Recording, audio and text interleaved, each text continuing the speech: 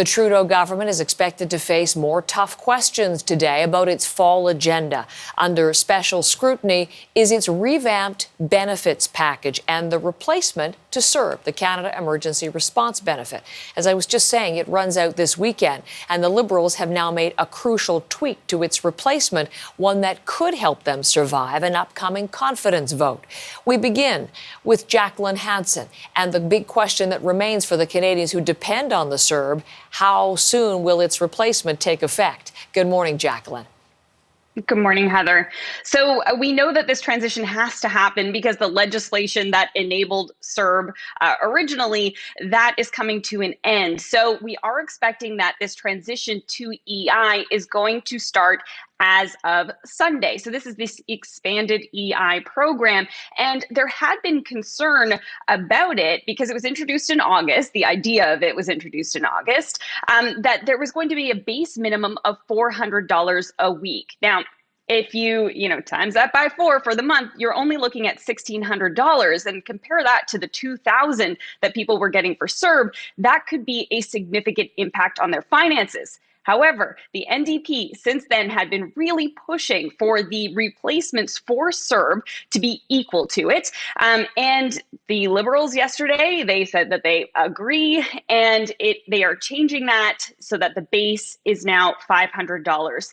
And the minimum payment also for one of the recovery benefits that would also come into place if it is passed by Parliament would also be $500, which was expected to be lower as well. So the EI program comes into effect as of, or transition to begins as of Sunday, but there are 3 other recovery programs that at this point don't fully exist. They are just proposed, and that is the bill that was tabled yesterday. So there's still some work to do there. The Liberals, they had officially introduced the bill yesterday. It needs time, though, to go through the debates, to get the vote passed, that sort of thing. The employment minister was on Power and Politics last night, and she said she is hopeful that all of that's going to happen quickly.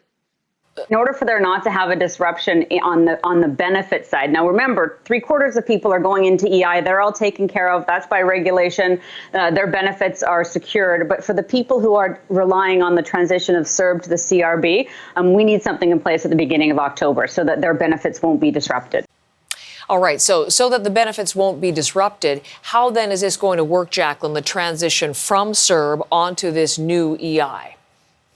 Yeah, because there are about 4 million people who are currently on CERB. And now the expectation is that most of those people will move on to EI. So that will be relatively smooth.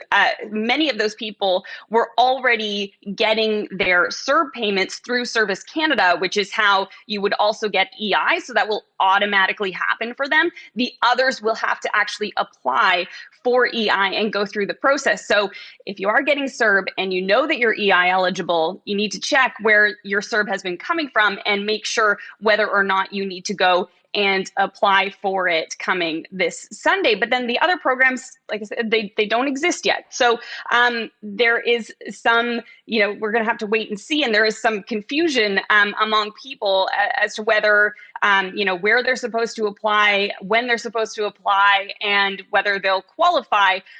But there's also a bit of a suggestion that maybe they should have extended CERB for another month just to allow for some extra time for this transition. I talked to an economist who was doing all of this analysis, digging through the numbers, trying to understand who was going to be affected by this. And here's what he told me. You've got 4 million people that are looking for answers in terms of where the next support comes from.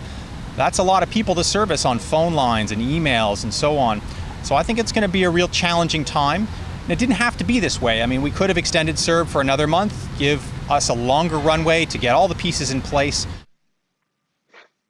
Now, Heather, like I mentioned, though, most people will be moving to EI. So there is just some anxiety that's building up, that, we can measure the number of people getting the benefits, but that economist also said we can't really measure the stress that people are going through right now. Just wondering if they're going to be included in these new programs going forward. And so we'll just have to wait and see what the next steps are. But the Liberals are, confident that this new set of programs is going to be what Canadians need to get them through the next year. Thank you so much, Jacqueline Hansen, who's in Toronto.